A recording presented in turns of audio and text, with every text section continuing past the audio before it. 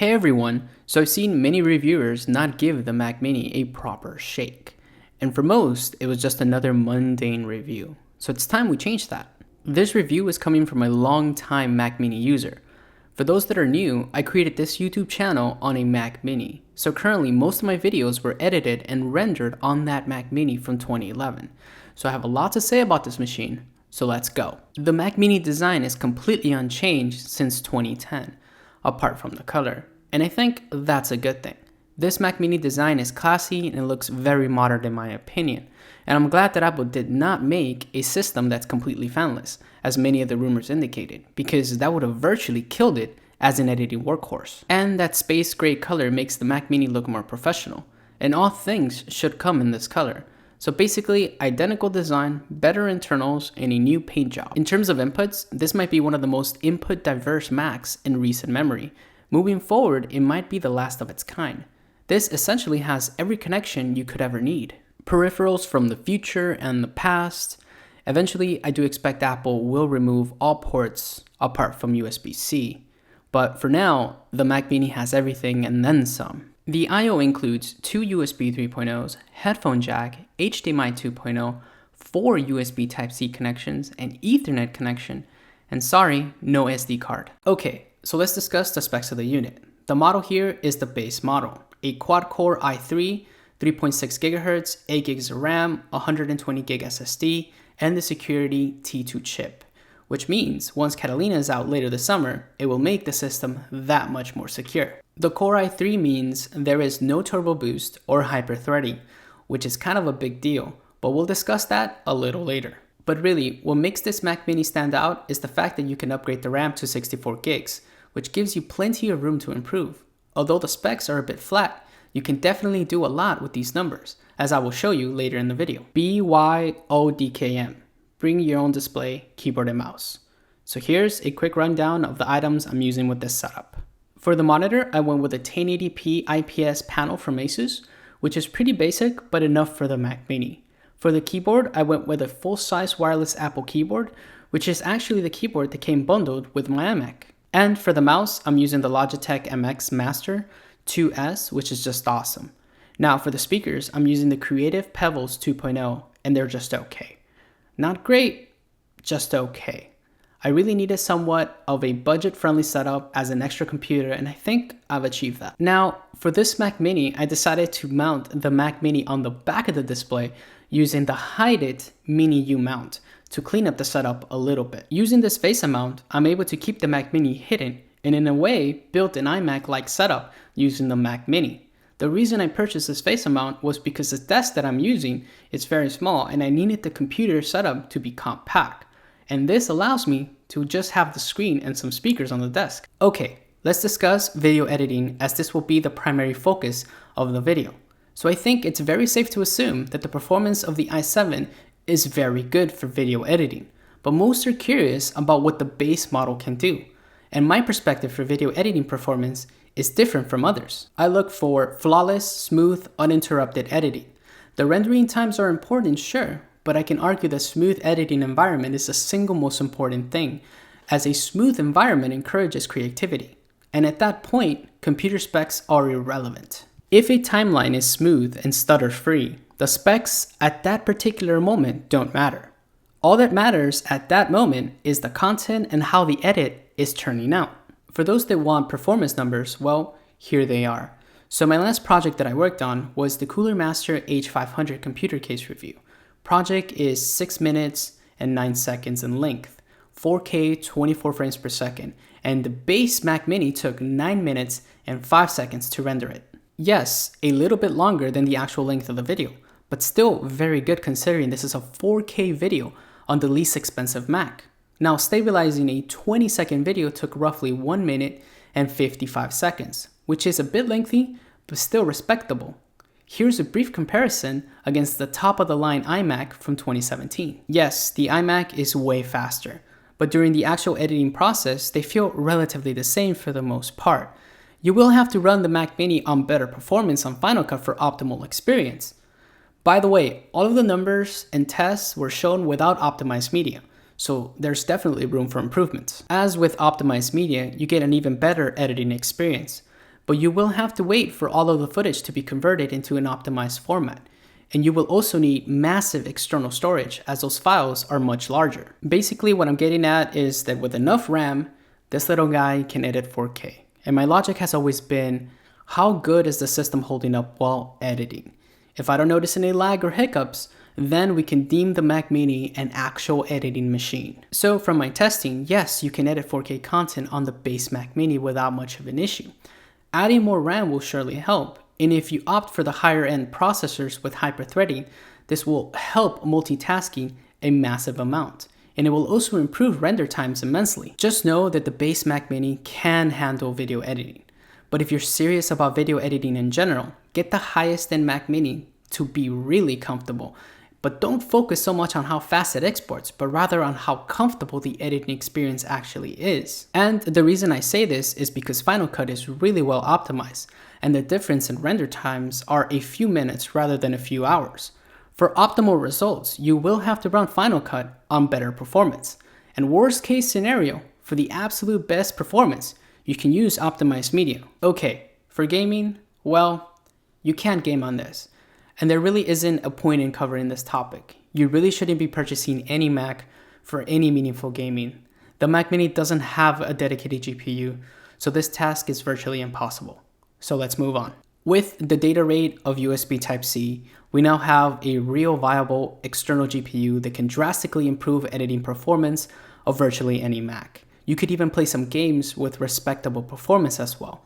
And you could, in theory, spec out a beast of a Mac Mini with an external GPU. Although this pathway will be considerably more expensive, but I like the fact that this is an option that is supported natively by the operating system. So in theory, you could slowly assemble a very powerful Mac Mini in parts throughout the course of a few years. These type of options simply weren't available back in the day, and I'm glad that they're finally here. Back in 2014, Apple made a huge mistake, and that was removing the ability for user upgradable RAM. Basically forcing everyone to pay that elusive RAM Apple tax, virtually killing the Mac Mini for many years, forcing many to opt for the 2012 model, which was actually more powerful and it actually allowed the RAM to be upgradable. Thankfully, Apple has listened and has included upgradable RAM. Although upgrading it is a bit more involved than before, at the very least, it can be done. And that's all we could ask for. And for those that might think it's impossible, it's not. Just look for a great tutorial online, follow the steps, take your time, and I think you'll be just fine.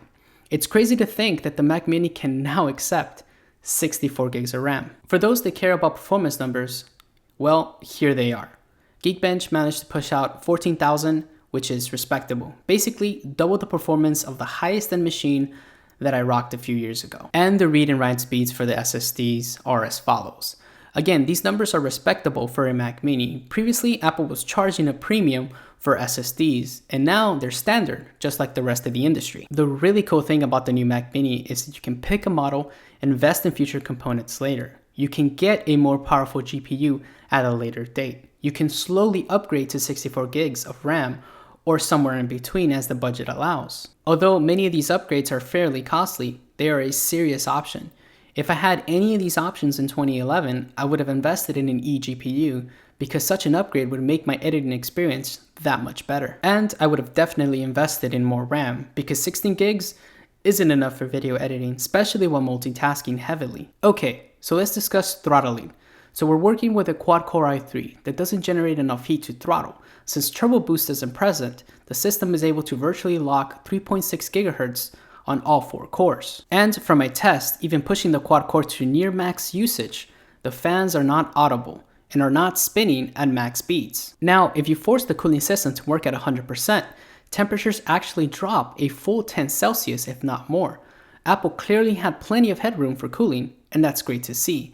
The cooling system was designed with something that would generate much more heat. The base Mac Mini doesn't throttle at all and is able to sustain 3.6 GHz locked at all times if necessary. As I discussed in the throttling section, it appears that the cooling system used was designed for something a bit beefier. And for that reason, the fan noise levels are virtually non-existent.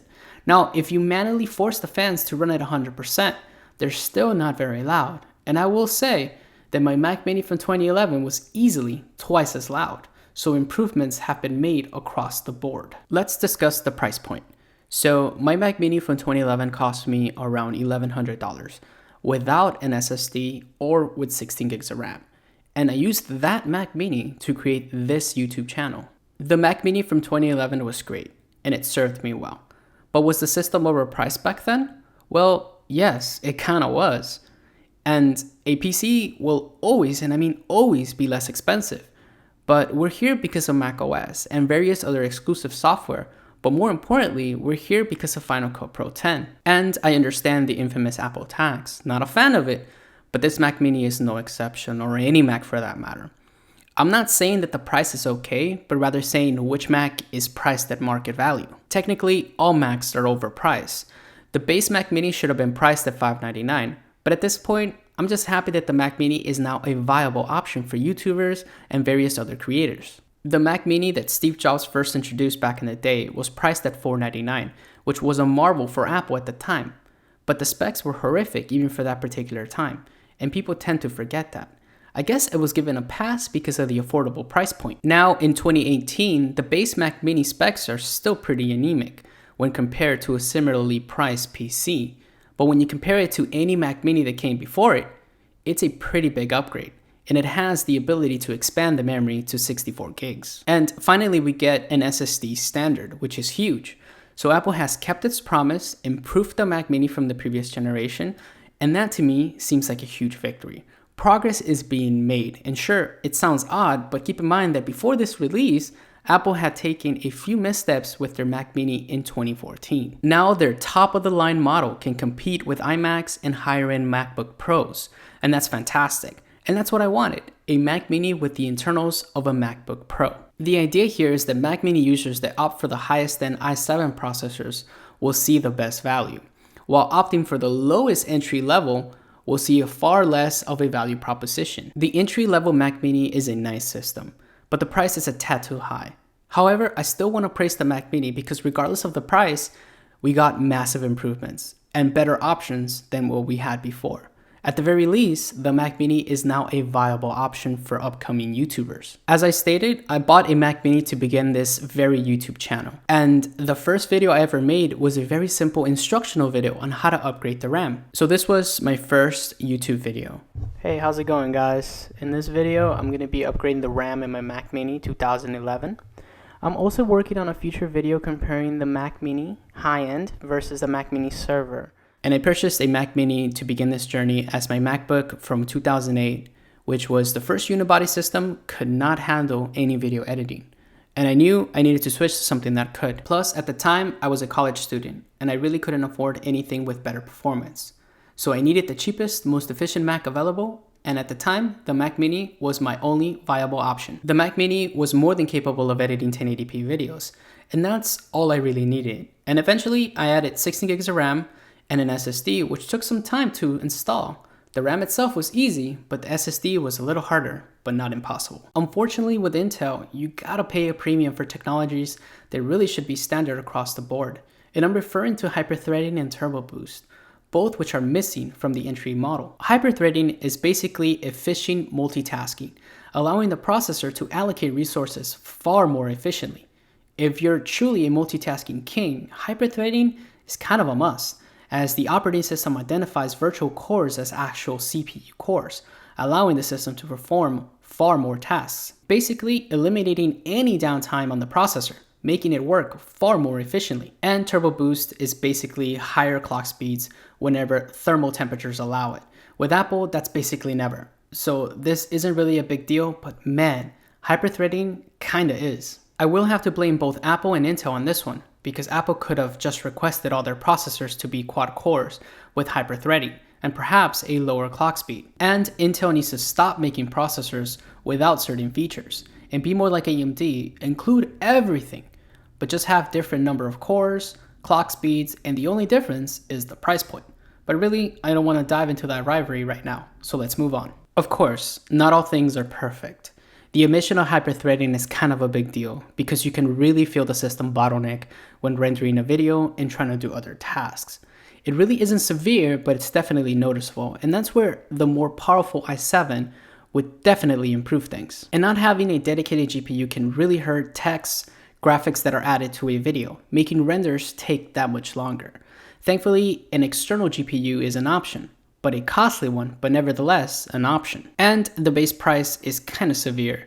It should have been priced at $599, or at the very least $799, but with hyper-threading and turbo boost included, making the entry level a more complete unit. The Mac Mini has many different use cases: photography, audio production, coding, servers, home theater setups, etc. And it's really unfortunate when other YouTubers simply bash the Mac Mini for not being this ultimate editing machine that they would personally use. They forget that not everyone is a video editor. Although I think the Mac Mini is more than adequate for video work, I fully understand that this machine has other use cases and it can meet most of them pretty well. Again, this machine is a budget system, as not everyone has enough money for an iMac or a MacBook Pro. I think we need more adequate Mac Mini reviews because most YouTubers have dismissed it because it doesn't render fast enough, therefore they don't recommend it, and they'll tell you to skip it. But they have no trouble recommending a more expensive iMac or a MacBook Pro. The hate it has received from other YouTubers is really uncalled for. But I guess they simply never used the Mac Mini or had to purchase a Mac on a budget, so they can't see that perspective. The Mac Mini is a budget system. Emphasis on budget. The Mac Mini kind of means a lot to me. Yeah, I am a little biased, because at the time I was a broke college student and I wanted to get on that YouTube hype train, and I knew that the Mac Mini was my only option, as my budget simply did not allow any other Mac. And now seeing this new Mac Mini makes me happy, because now everyone else on a budget can enjoy Final Cut. And that's the key. The Mac Mini is a budget machine that has room to improve. You can add hardware at a later date to improve the system. And even if you don't have the budget for Final Cut, you can do a lot of great work on iMovie. For those that might remember Matt's Macintosh, he created a lot of his content on iMovie, and he was also an advocate of using whatever tools you had at your disposal. Here's a side note. He's kind of the reason why I started this YouTube adventure. I mean, look at our YouTube names. Trust Macintosh, Matt's Macintosh, Trust being a gaming alias. To conclude, the new Mac Mini is now a beefier system and can actually be used as an editing machine. It can do a lot of the grunt work that no other previous Mac Mini could do. And even the base Mac Mini has enough firepower to edit 4K videos in Final Cut. And this is only possible due to the optimization between hardware and software. Apple is able to squeeze out every last bit of performance out of the hardware. With that said, if you are planning to edit on Adobe Premiere, look elsewhere, as the hardware is clearly not powerful enough. But for iMovie, and especially Final Cut, you should be just fine. The machine might not render the fastest, but honestly, for most people, that won't matter. But what actually does matter, at least in my opinion, is how fluid Final Cut runs while editing. And at the end of the day, that's way more important. And if you really have some George Washingtons to burn, you can pay for faster export times. But I will tell you that you don't need high-end hardware to make incredible things. So believe the hype. This machine is a great starting point for YouTubers looking to tip their toes into the editing world. If you really want to maximize your money, at least in the Mac world, opt for the i7 6-core Mac Mini and truly get great performance for the money. Again, I'm not saying the Mac Mini is affordable. I'm only saying it's affordable when compared to other Macs, assuming you already have a display, keyboard, and mouse. This machine works good enough for most video workflows that don't require very much color correction or working with raw footage. Obviously, working with such footage would ultimately require a much more powerful system, and more importantly, a dedicated GPU. But for everyone else, the Mac Mini is a good editing system. As your budget expands, so can your components, perhaps more RAM or a beefier GPU. I'm so happy that the Mac Mini is now at full power and with options, and I have no problems recommending it, especially the 6-core. So if you can edit on the quad-core pretty comfortably, I can definitely see the 6-core being a beast for the money. Now that we have a proper Mac Mini, I hope that Apple continues to update it along with the rest of their lineups to keep things fresh. Maybe in the future they can include an actual GPU along with the unit. Most people forget, but the 2011 model actually came with a built-in GPU from AMD. And maybe we can go back to that at some point, and that would make the Mac Mini a complete little package. Again, going back to the idea of having the internals of a MacBook Pro in a tiny, more affordable package. Although the Mac Mini isn't perfect, you can do a lot with not so much. This machine can edit 1080p without breaking a sweat, and it can do 4K as well with no problem. I'm hoping that in the future, the base Mac Mini drops in price and somehow includes hyper-threading plus turbo boost, because why not? And at that point, the base model will actually be a true viable option for those on a budget. For those that say that the new Mac Mini is weak, well, I was able to create this very YouTube channel on a machine with less than half the performance of the current Mac Mini. So you can definitely do a lot of great things with not a whole lot of performance. And this is something that I've been saying for years. And here's an old clip for proof. Don't believe the naysayers that say that the Mac Mini cannot edit video, because every video that I've made on this YouTube channel has been made with this exact Mac Mini. And this is why the Mac Mini is the best option for me. You don't need the best gear to do great things. All you need to do is just get started. Anywho, what do you guys think of the Mac Mini? Let me know down below. Also, all of the products shown will be linked down below. Anyways, thank you guys so much for watching. If you guys enjoyed the video, be sure to hit that like button. And as always, I will catch you guys next time.